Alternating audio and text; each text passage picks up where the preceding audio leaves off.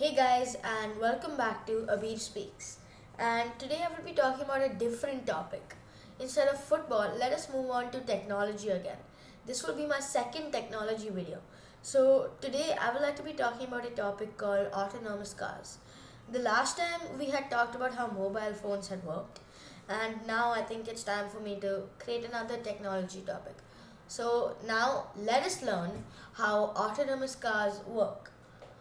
Okay, so in our daily lives, we always use transportation. You also do. Like, for example, if you're trying to go to your bus stop, you will go by car, right? But have you ever thought about the person behind the wheel? Like, what are their senses? Like, how do they navigate their way to go to the destined location? Yeah, they first of all, they would be using their eyes, then they'll be using, or probably they may be using maps, because sometimes it will be really tough to go to a different location, and the eyes are to see where exactly the traffic is, when to stop, when to brake. But sometimes humans are not as perfect. Accidents can happen, and we know that the most of the population are not that great of drivers, and like are just casual, and because of this, accidents are caused every year. Around 7 million, I think, no, 6.75 million deaths or accidents are caused due to this. So now, because we know that so many accidents or deaths are caused because of humans behind the wheel, such as like accidents, so would it be better if we remove the human from the wheel and put a robot, and the robot will make its own decisions, right? So now let us understand about everything. So let us dive right into it. So, because of these accidents, many companies have come up with the idea of making a car that drives on its own. And yes, when you um, hear that thing first, the first thing that comes to everyone's mind is a Tesla. Like a car, like in this, Google cars, Toyota are also there. But Tesla is mostly the main and the most popular. This car will have the senses of us humans while driving in our daily lives. So how would this work though? Won't it be a little more complicated? Like it's not us who's trying to see where exactly to move, but it's actually the car deciding where to move. So a lot of technology will be put into this. Okay, so autonomous cars um, that can do all the tasks for you, so that you can focus on something else. For example, you know, right, those things such as don't see the mobile phone while driving, or don't like drink while drive, right? So all of those things, like what they're just trying to say is do not multitask exactly while driving. So basically, if you're using an autonomous car, the car will be doing anything for you. You can probably just pull up your tablet and watch some Netflix too by the time, and you'll be transported from place A to place B without being engaged at all. But the technology programmed inside it is the driver. They can also detect obstacles and stop if it's necessary. So now that we understood a little about it, let us know how they work. So self-driving vehicles detect objects and will obviously stop when it's necessary.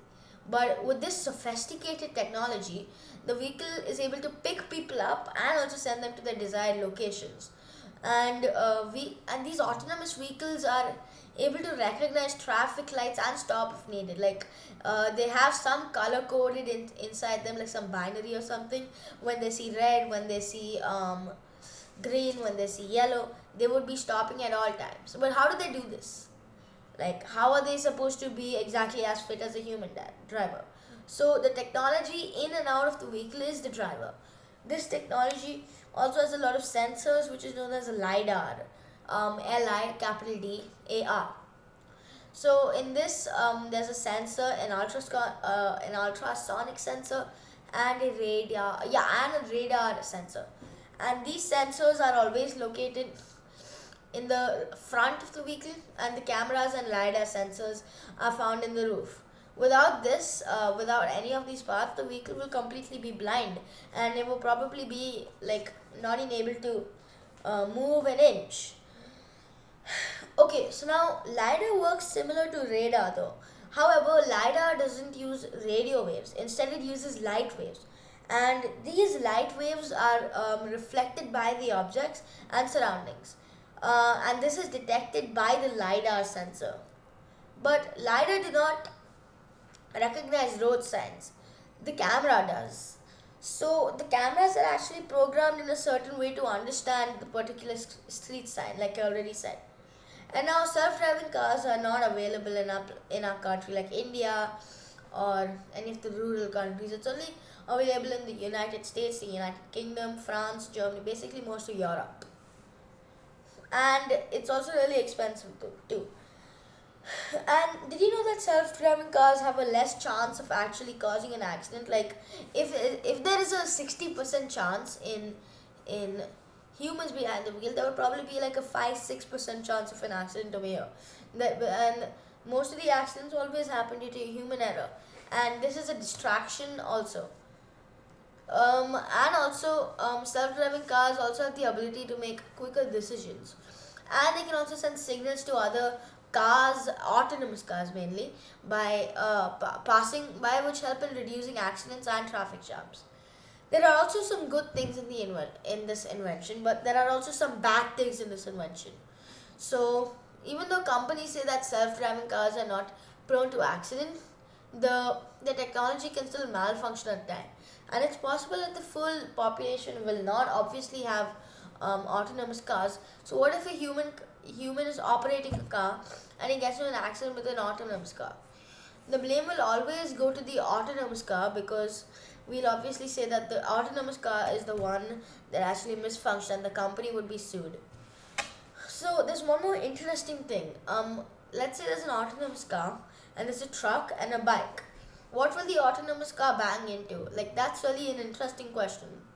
Most of the people will say the bike as will save the autonomous car, but they have programmed it in such a way that the autonomous car cannot hit smaller vehicles. It actually has to hit the main vehicle, the big one, which is the truck, so that the least damage can be caused to the other vehicle. And if us humans are sitting there, airbags will pop out. And I told you, right, there's always a 1% accident chance. There's always a percentage in which this happens. And I'm still eagerly waiting for this technology to actually affect the whole world. But until then, I think we're still stuck in that normal car, which actually doesn't, which will always get stuck in traffic jams and everything. Well, let's wait till 2026, and peace out until then.